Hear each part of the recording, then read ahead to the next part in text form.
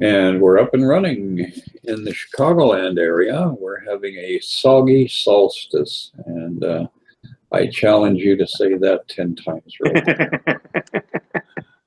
So Soggy solstice, soggy who knows solstice, where soggy you solstice. go with that one, but nonetheless, it is wet, wet, wet, and which is a good thing because here in the Midwest we grow lots of soybeans and lots of corn, and the strawberry fields and the orchards and everything are getting very happy right now. So I think we'll see an accelerated burst of growth here.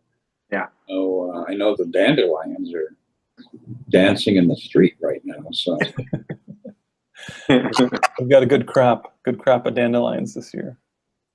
And they are great for making tea, or for blowing those little fluffy things all over the place and having fun with that. And between dandelions and thistles, which are like dandelions on steroids, and our cottonwood trees, we've got all these little things floating through the air now. And if you're paying attention, there's a certain delight in watching that. You know, you can reclaim your childhood by picking a mature dandelion and blowing those seeds all over the place.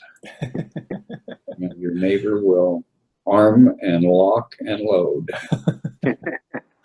That's right. Instead of Johnny Appleseed, it's Barret dandelion seed. So And don't let that get out, because you'll have people showing up on your doorstep. Right, protests.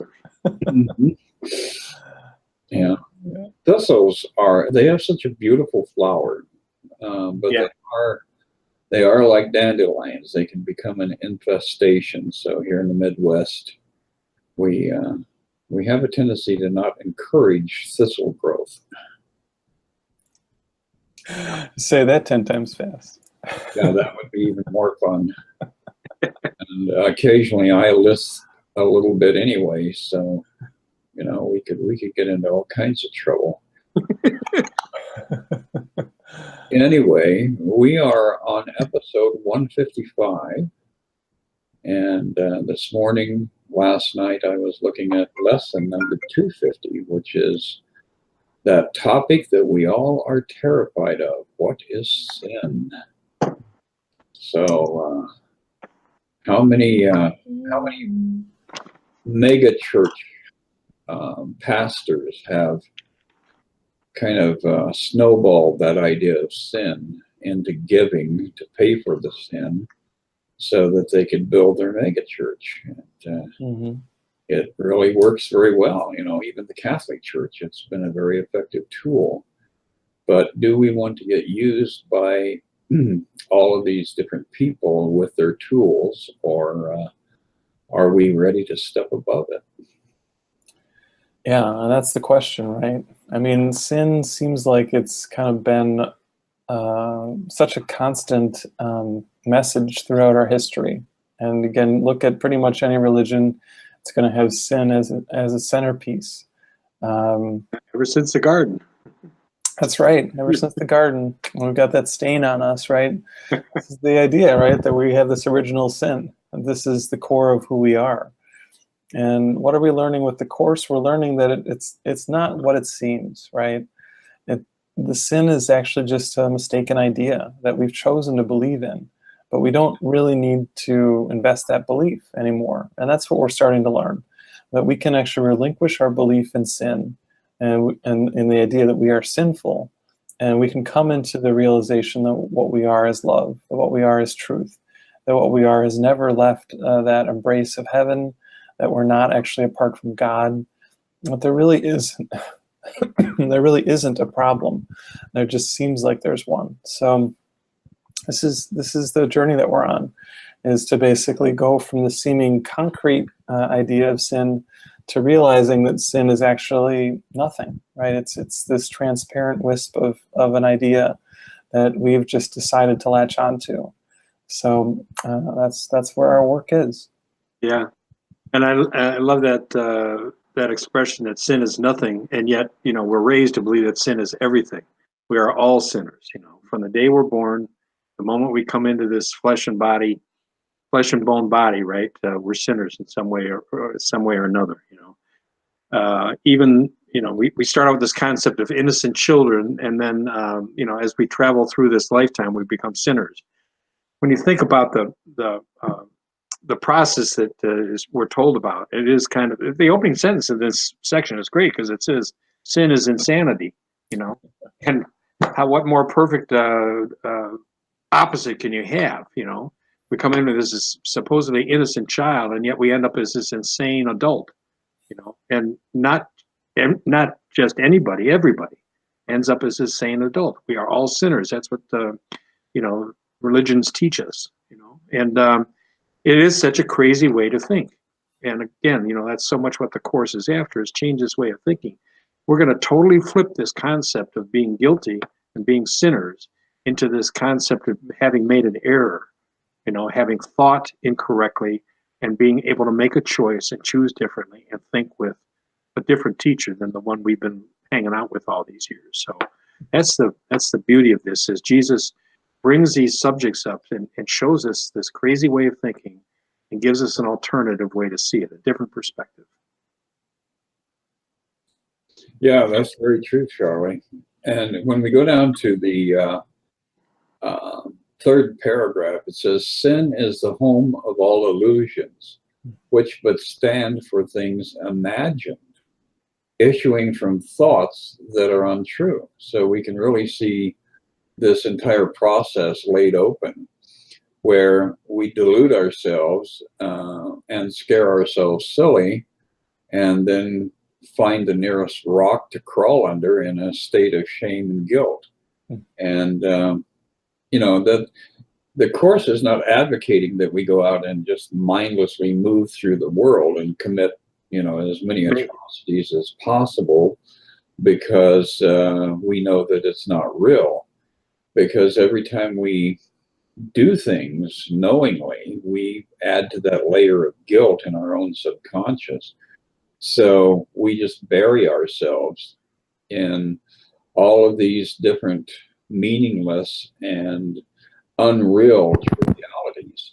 And that's the thing I think that is most surprising when you start to step away from the old patterns and step away from the old thought system, is that you come to realize how trivial all this stuff is in that state of higher consciousness, and yet how overwhelming it is on the level of the ego. The ego absolutely, you know, relishes this banquet of all these different ways that we can attack each other and condemn each other and plunder each other.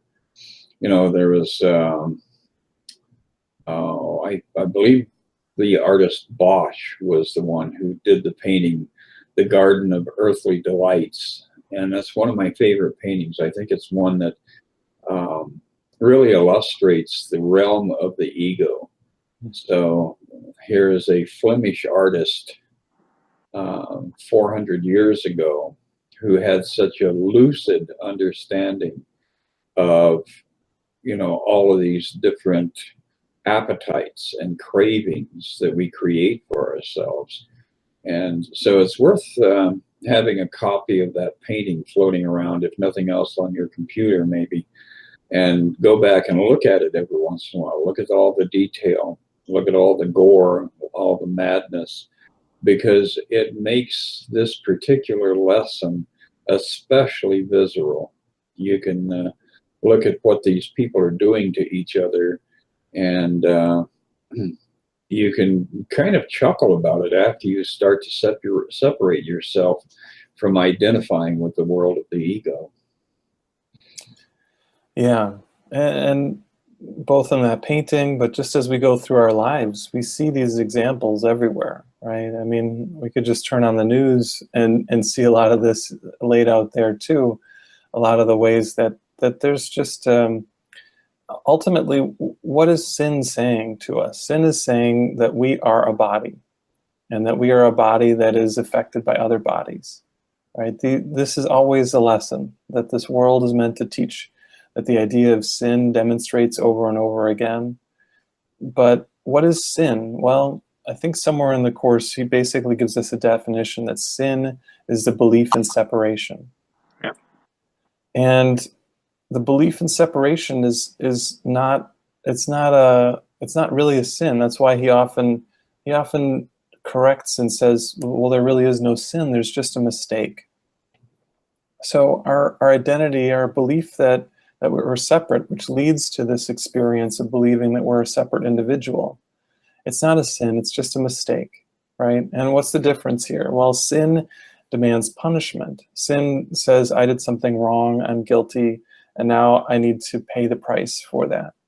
And if if God doesn't seem to be punishing me quickly enough, then I'll just have to punish myself, right? We can all see in our lives how we've often taken that responsibility on and been our own punisher.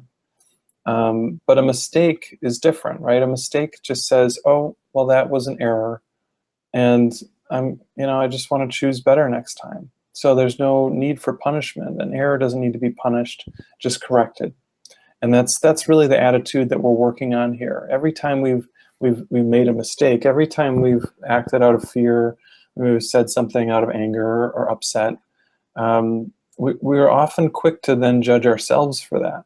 And we're getting that that's not so helpful, that what we really want to do is we want to be gentle with ourselves. We want to say, okay, there I go again. I chose the ego, but I want to make a better decision the next time this happens.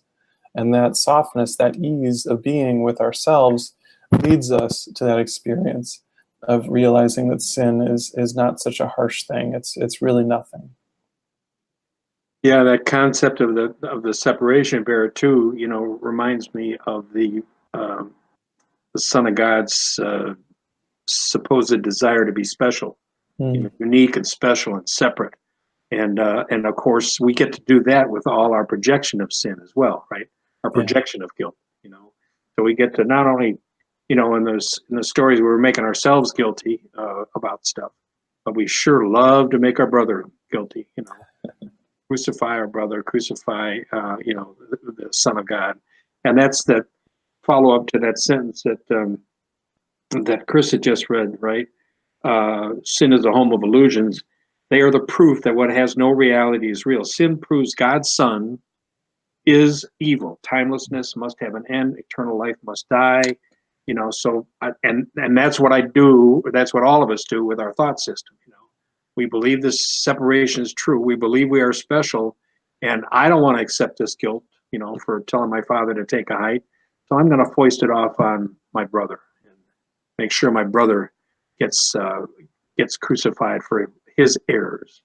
And in my grandiosity, I get to do that a whole lot. We were studying grandeur and grandiosity yesterday or Tuesday in our group, so it just reminded me of that, right? My grandiosity goes, oh, yeah, you're guilty. Oh, you're guilty. It's wonderful because I'm perfect. Yeah, it is insidious. You're on the throne, I'm perfect. I'm sorry. Go ahead, Chris. Yeah, I was just saying it is insidious how that whole thought system works, because the ego, on one level, appears to be very brilliant because of the complexity of the way the illusion is crafted. Yeah. But when you start seeing complexity, you can know that you're witnessing something that is not of God. And because God's very direct, very straightforward, there's nothing complex about God. And one of the things that I find interesting is this concept of the human body and all of its magnificent parts that are always being touted as an astonishing act of creation. And the truth is, it's, a hideous distortion of life. It is so complex and so capable of falling apart at any moment that to log into that and embrace it and hold on to it is, really a very counterproductive way to approach life itself. Going on down to the fourth paragraph here, it says, a madman's dreams are frightening, and sin appears indeed to terrify. And yet what sin perceives is but a childish game. The Son of God may play he has become a body, prey to evil and to guilt, with but a little life that ends in death. But, this next line is really where the beauty of this section lies. It says, but all the while his Father shines on him and loves him with an everlasting love, which his pretenses cannot change at all. So we can't escape our inheritance of God's love, but we can distract ourselves from it and give ourselves a lot of grief, a lot of sorrow, a lot of pain. And again, like you were saying, Charlie, projected onto everybody around us as well as ourselves. So the more we look at the nature of the ego, the more we are inclined to step away from it with a sense of loathing, because we're beginning to recognize how profoundly warped and distorted it actually is. Yeah, such good points. And I liked what you were saying about this sort of exaltation of the body that we get in a lot of different paths, and again, kind of making the body the grandiose, to use that term too. I remember from one of Ken Wapnick's audio presentations, one of the talks he gave, he was talking about this very point, and he said, if God is perfect simplicity, and if we think that God made the body in all its glory, then he couldn't have botched the job any worse than he did. And the point is that God didn't, right? God didn't make this body. God didn't make this world. This is one of the key ideas in the Course that, again, not everyone really is comfortable with. But once we accept this, it actually gives us a God that is truly loving and truly kind, because that means that God doesn't have anything to do with a body that ends up kind of suffering an illness or dying from some tragic cause. God has nothing to do with death in the slightest, because God is simply eternal life. So this foundational piece really helps us to realize we can trust God, because one of the things that believing this world is real and made by God gives us is it gives us, like, how can I really trust God? And I had this same experience a number of years ago as I was just kind of getting into energy healing. I was at an event, or I was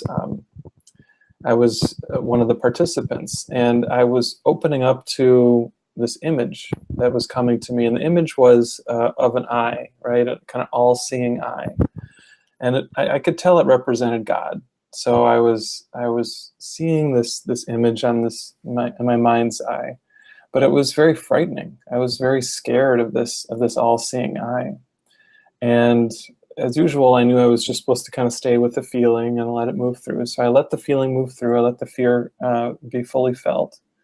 And all of a sudden, I knew why I was feeling this way.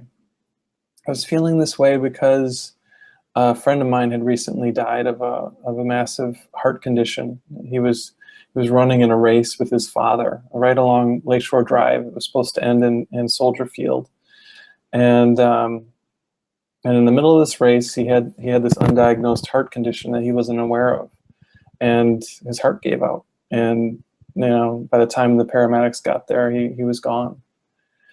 And my feeling in that moment was, why would I want to have anything to do with a God that has something to do with that?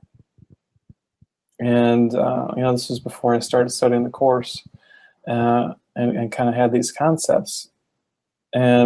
And ultimately, I did kind of move through it, and I realized, okay, well, I can really trust God. But that message was, if I think anything in this world is of God, then I have to grapple with those sorts of dilemmas, which don't really have a satisfying answer. It wasn't until I started studying the Course that I really got, God did not create this world. God is still perfect love.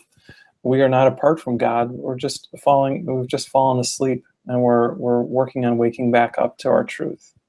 That all of a sudden there was a God that I could trust. There was a foundation that I could really rest solid on, and I didn't have to be uneasy about.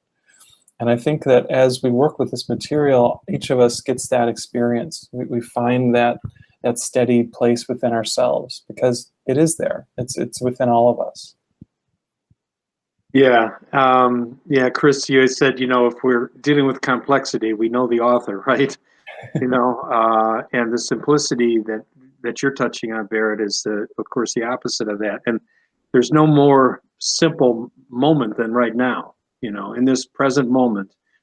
I was just thinking as you were speaking, Barret, Chris started us off today by giving us a little weather update here in the Midwest, so we'll all walk around today grousing about the rain and the clouds and the cold temperatures, and right behind all of that, of course, is the sun. The sun hasn't gone anywhere. It's still just sitting there shining down on us, and in fact, it's the longest day of the year, more sunlight today than ever, right? And that's the simplicity of it, the Father has never left us. The love has never left us. The recognition of that knowing of that love has never left us. It's inside all of us. That memory is inside all of us. And it's really what we want to do is, like Barrett's touching on, is catch ourselves in that complexity, realizing, this is not the teacher I want to listen to. When I start off on that path, or I often say heading down the sewer drain, heading down the sink drain, going in that cycle of more and more fear mounting up. I want to be able to see that, or be able to feel that, be able to experience that, and recognize that's not the choice I want to make. I'm going towards complexity. I'm going towards a lot of confusion, a lot of doubt, a lot of darkness. And there is another teacher that I simply need to ask help of. And that's it. That's all I really need to do. And get back into the simplicity of that moment right now. Not the stories that I'm creating about the future, or the guilt I'm carrying with me from the past. Yeah, that's very accurate, and I think true for all of us. And the one thing that is so beautiful about stepping into this world that is completely simplified back to the basic essence of God, which is love, is that you step into a state of sustained joyousness, and all of a sudden the world that you inhabit becomes much more tolerable, and that you're just here for a brief period, and then you will eventually end up back in that state of eternal grace, one with everything that exists in the real creation, which is all of our brothers and sisters, which are in fact expressions of love. And a big part of that journey is getting away from the idea of duality on any level. So our brothers and sisters cease to be brothers and sisters and become, ourselves, and in the truest sense of the word. We see ourselves in every being that surrounds us. And that's a very glorious state of existence, because there are no longer friends or enemies. You've eliminated that duality on that level. The last paragraph here says, "How long, O Son of God, will you remain in the game of sin? Shall we not put away these sharp-edged toys? How soon will you be ready to come home? Perhaps today. There is no sin. Creation is unchanged. Would you still hold return to heaven back? How long, O Holy Son of God, how long?" And that really is the journey that we're on, is shortening this appearance of separation, shortening this timeline. So every time we recognize ourselves and others and are completely capable of extending love and acceptance and forgiveness to those around us, we have compressed this timeline. We have, in fact, been proactive, and we have shortened the number of days that all of us collectively will have to endure in this level of madness. And in truth, it is simply a state of madness. And if you don't believe it, at some point in your life, you will confront it if you ask the Holy Spirit to reveal the truth to you. You will see how none of this could possibly be real, and what a hideous pretense it is that we have projected it, created it, and embraced it. So all in all, stepping out of the belief in sin is a very significant part of our stepping back into our true identity. Yeah. Yeah. Without this belief in sin, there really is no problem, right? We talk about what is the core issue, really. And again, whether we call it separation, whether we call it sin, it's this idea that somehow we are separate, that we are alone, that we are on our own. This is the idea of duality itself. We talk a lot about oneness on these talks, and when we talk about A Course in Miracles.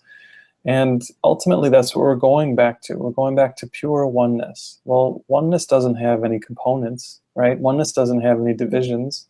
Oneness doesn't have some of it over here and some of it over there. Oneness is simply everything, everywhere. It's like space and time don't really exist in the state of oneness. It's beyond all of that.